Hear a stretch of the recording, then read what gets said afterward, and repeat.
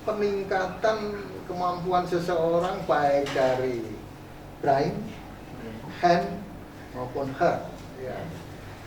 Pengetahuan, keterampilan maupun sikap ini harus berjalan sinergis.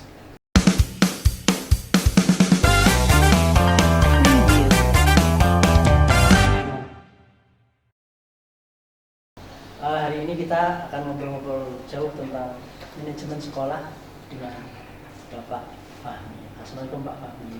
Waalaikumsalam warahmatullahi wabarakatuh. Sehat selalu. Iya, terima kasih Pak Fahmi, luar biasa. Bisa cerita sedikit ya Pak Fahmi. Ini kan dunia pendidikan, Pak Fahmi adalah kepala sekolah. Saya yakin kan punya cita-cita menarik sebelum jadi kepala sekolah. Apakah benar nggak sih Pak Fahmi cita-citanya dulu kepala sekolah? Ya, terima kasih. Sebelumnya saya sampaikan kepada Pak Kono, kalau cita-cita tentu jadi kepala sekolah itu tidak. Namun berjalannya perkembangan selama mengabdi di dunia pendidikan, akhirnya muncullah suatu, ya bisa dikatakan keinginan, bisa dikatakan obsesi, karena semua pengendali di sekolah, top decision makernya itu adalah kepala sekolah. Maka ide bagus, ya, pemikiran-pemikiran yang bagus kadang-kadang tidak bisa terrealisasi karena terkendala bukan merupakan keputusan puncak, ya, atau top decision maker itu. Untuk itu di tengah perjalanan kami selama menjadi guru, wah, apa ini harus jadi kepala untuk menyampaikan, ya, ide-ide gagasan yang berkaitan dengan berkembangnya dan majunya pendidikan, terutama tuntutan di era 4.0 ini. Kita kan harus dituntut berubah dan berubah. Maka apabila kita tidak mau berubah, maka kita akan tergilas yang namanya roda zaman, utamanya pendidikan. Begitu. Jadi bukan cita-cita, tapi berkembangnya proses itu kami akhirnya punya keinginan, ya, semacam tuntutan lah. Walaupun di sisi lain tetap ada, ya, tapi kan tidak perlu kami sampaikan. Ya. Itu gambaran sekilas kami. Kalau boleh tahu cita-citanya juga apa sih Pak? Cita-cita kami engineering sebetulnya. Namun pas gitu. Karena engineering maknanya itu adalah rekayasa gitu. Rekayasa itu tidak terbatas pada permesinan. Tetapi pada semua lini pengelolaan suatu sistem. Maka kami terpanggil untuk merekayasa semua bentuk manajemen yang paling efektif. Maka perubahanlah yang perlu. Berubah dan berubah, itu moto saya. Berubah dan berubah. Ya. Wah, iya. Karena berubah dan berubah seiring dengan perkembangan teknologi misalnya. Gitu. Betul. Betul sekali. Kalau tadi merubah manajemen, termasuk SDM mungkin Pak. Kalau bagaimana? Kalau ini adalah merubah, kalau mesin gampang ya Pak, tinggal diutak-utak selesai. Tapi ini SDM Pak, yang punya keinginan berbeda-beda dan lain-lain, emosi berbeda-beda. Kalau Pak Fahmi sendiri punya tag khusus nggak? Orang memiliki fitrah atau bawaan lahir, yaitu ingin berkembang dan menuju ke hal yang baik. Ya. Namun lingkungan perkembangan itu yang mempengaruhi seseorang itu akan tidak sesuai dengan harkat, ya, harkat hakiki seseorang. Contoh, kita hidup di lingkungan pesantren, maka keinginan kita mengaji dan mengaji. Lingkungan di perdagangan, bagaimana kita itu menekan kos serendah-rendahnya, tapi profit setinggi-tingginya. Ini dunia. Nah, berbanding terbalik dengan dunia pesantren tadi cenderung pengen amaliyah yang banyak. Akhirat gitu aja. Akhirat. Akhirat lebih kecil. Tapi bukan itu maknanya. Jadi pada prinsipnya orang ingin berkembang dan menuju sesuai dengan fitrahnya ke arah yang baik. Karena lingkungan itu, maka kami bukan memiliki trade, tapi sudah semacam tahapan gitu. Membawa SDM-SDM yang belum sesuai dengan SOP ataupun pemikiran yang dikehendaki sesuatu atau sebuah lembaga, maka kita sampaikan. Jangan putus-putus, jangan bosan-bosan, dan jangan sampai putus asa kita menghadapi. Manusia akan selalu berkembang. Dengan berkembangnya ini kita akan membawa bagaimana mereka itu ya taruhlah kesesuaiannya. Sesuai. Mungkin seperti Pak Hono sudah sesuai di bidang podcast gitu ya, semacam ini. Terus yang lainnya mungkin ahli di bidang koperasi, maka dia akan senang di koperasi. Potensi-potensi yang ada di dalamnya ini dikembangkan. Jadi seseorang itu tidak sesuai dengan keinginan bukan berarti dia itu eksentrik atau berkembang di luar jalur, tidak. Karena belum menemukan aja. Belum menemukan apa yang menjadi tuntutan di sebuah lembaga. Pandai-pandainya seorang pimpinan meletakkan the man to the right place, ya, the man to the right place, tempat yang pas. Ya kita harus sering komunikasi, pendekatan. Jangan sampai memvonis, ya, menjustify bahwa seseorang ini jelek. Nggak boleh. Semua orang punya potensi untuk berkembang. Berkembang itu kan perubahan dari kecil menjadi besar, dari kurang diharapkan menjadi sesuai yang diharapkan. Jadi SDM yang kita miliki semua kami lihat potensial. Cuma penempatannya ini yang perlu kita tata. Jangan sampai menempatkan SDM pada tempat yang kurang pas. Kurang pas bukan salah, tapi kurang pas gitu. Kurang pas. Berkembang tapi stagnan. Namun kalau the right man in the right place gitu, saya yakin akan berkembang yang eksponen, ya, cepat sekali nanti perkembangan. Dan dia enjoy. Setiap pekerjaan bukan merupakan suatu beban, tetapi suatu tantangan dan tanggung jawab. Di Cepu ini saya lihat begitu, banyak potensi-potensi yang bisa dikembangkan. Bagaimana kalau itu ada idealis pada seseorang, Pak SDM itu sendiri punya idealis. Ini bagaimana Pak? Kalau ada kasus seperti ini? Idealisme tetap diperlukan. Ya. Contoh, idealisme tetap suatu pendidikan. Ingin mencetak seseorang yang betul-betul kompeten. Kalau tidak kompeten dengan idealismenya seorang guru contohnya, anak ini harus bisa dan harus mencapai kompetensi sesuai dengan tuntutan budi. Ini kan idealisme. Ya. Justru dengan idealisme itu yang baik, gitu ya. Jadi seseorang harus dituntut, ya, atau dituntut dari dalam dirinya untuk membuat seseorang itu kompeten. Ini belum sesuai, maka kami harus terus berjuang, ya, mencari metode-metode pengajaran yang baik untuk mencapai apa yang menjadi tuntutan budi. Ini kan perlu idealisme, ya. Namun ada hal-hal yang idealisme itu kadang-kadang bertentangan.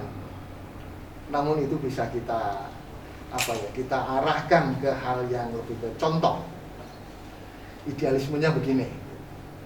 Ya, maaf ini kaitannya dengan keyakinan begitu ya, Bapak ya. Nah, kami harus sesuai dengan tatanan, gitu ya. Ya udahlah, biar. Tapi harus berprinsip bahwa kalau memang tidak setuju dengan apa yang telah disepakati lembaga menuju yang baik, setidak-tidaknya untuk dirinya sendiri. Jangan sampai mempengaruhi orang. Janganlah, karena semua itu ada kekurangan dan kelebihan. Keyakinan seseorang tidak bisa dipaksakan untuk keyakinan orang yang lain. Ini yang penting menjadi dasar. Kalau toh memang sebuah lembaga, contoh ya, kita menerapkan kurikulum 2013, itu karena begini, ya boleh-boleh aja. Satu dua orang. Satunya lagi, kurikulum Merdeka itu memiliki banyak kelebihan-kelebihan. Nah, ini terjadi pertentangan. Yang satu idealnya bahwa kurikulum 13 itu sudah tepat di sini, di sisi lain bahwa kita butuh kurikulum yang merdeka. Maka ini kita harus pinter-pinter membawa angin mengarah kemana gitu. Maka kita memberi pengertian kalau prosentase yang besar mengarah ke kurikulum merdeka, contohnya ya kita beri pengertian bahwa tuntutannya saat ini beginilah. Kalau panjenengan masih mempertahankan kurikulum 2003, tidak ada jeleknya, namun diakomodasikan. Setidak-tidaknya mana yang tidak sesuai silahkan untuk disesuaikan. Nah ini idealisme itu penting. Namun idealisme yang tidak memiliki dasar atau pola untuk pengembangan institusi, idealisme yang cenderung untuk menggoyang, ya harus kita arahkan betul-betul ini. Dan ada pelan-pelan. Ya tentunya harus kita dekati ke dalam. Harus ideal, tetapi ideal yang bersifat membangun, ya, menuju kebaikan ke masa depan dan bermanfaat bagi orang banyak. Jangan sampai idealisme itu hanya untuk diri sendiri dan golongannya. Ini bahaya. Idealis yang egois.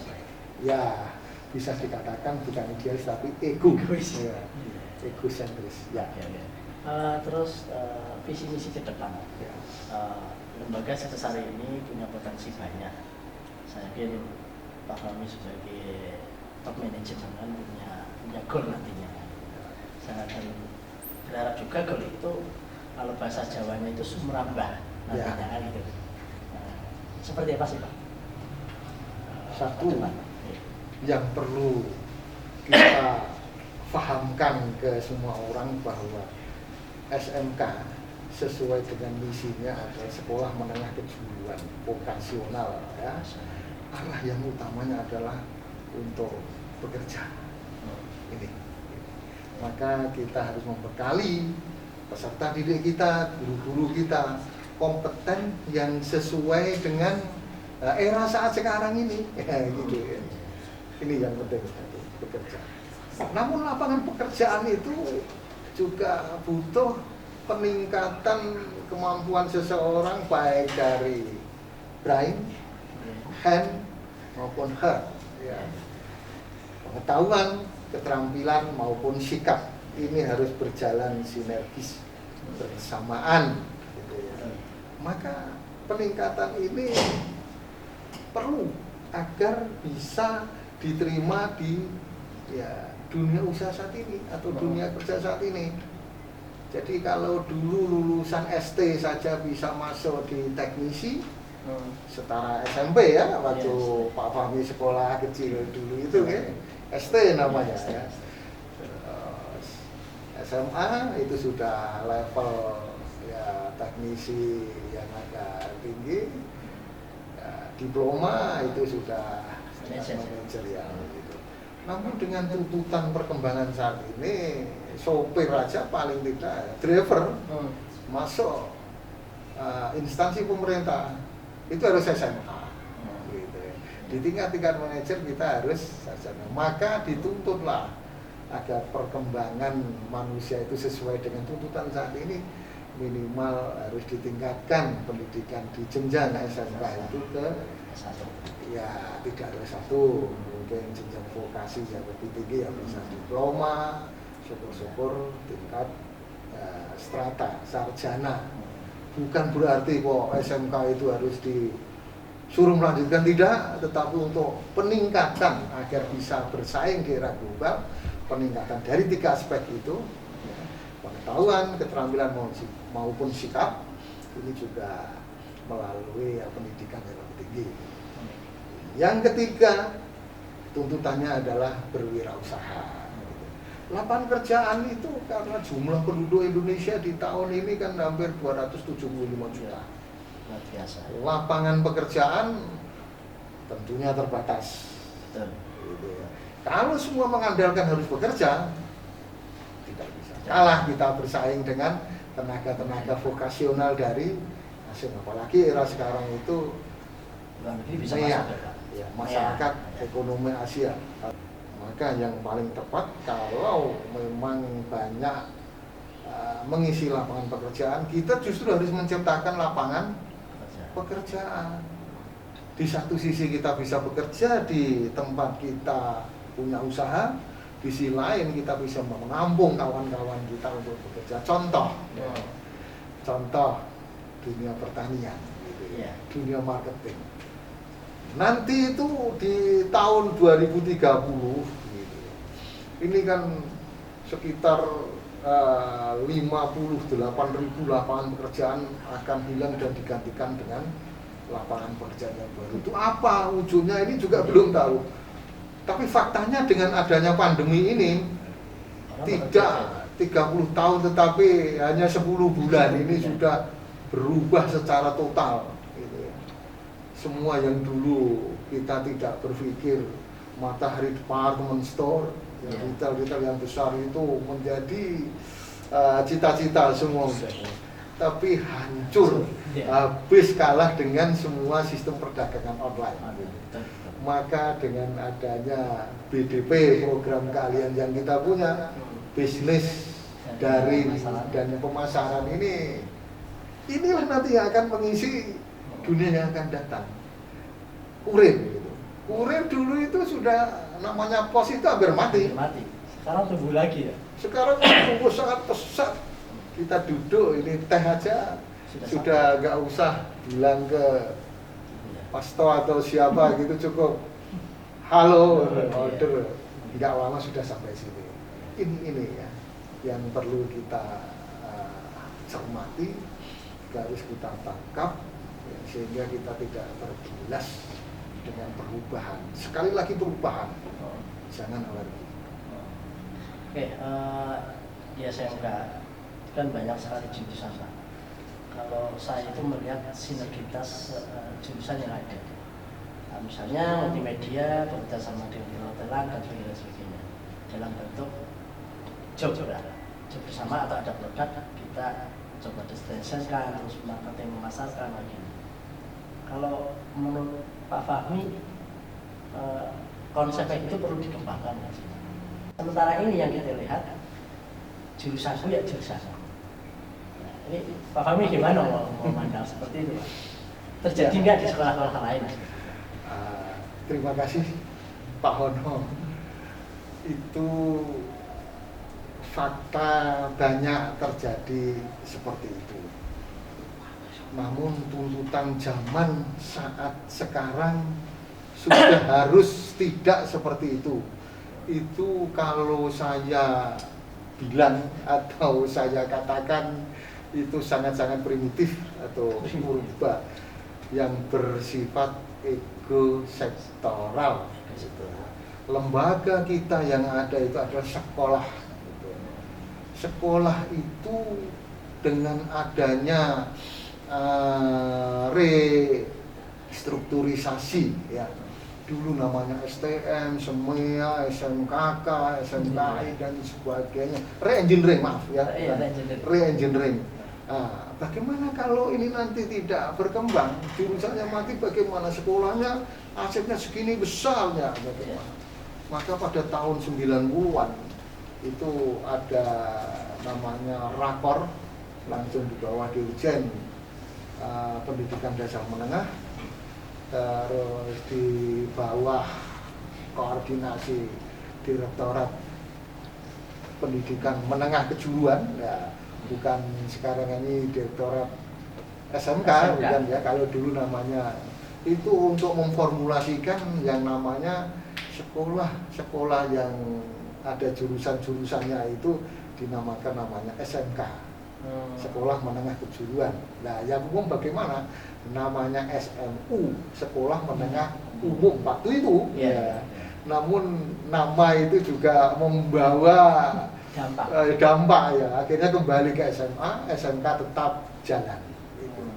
Dan di SMK itu memiliki yang namanya sekarang itu kompetensi keahlian, dulu jurusan. Di bawah program keahlian, di atasnya lagi program keahlian namanya, ya paling bawah namanya kompetensi keahlian.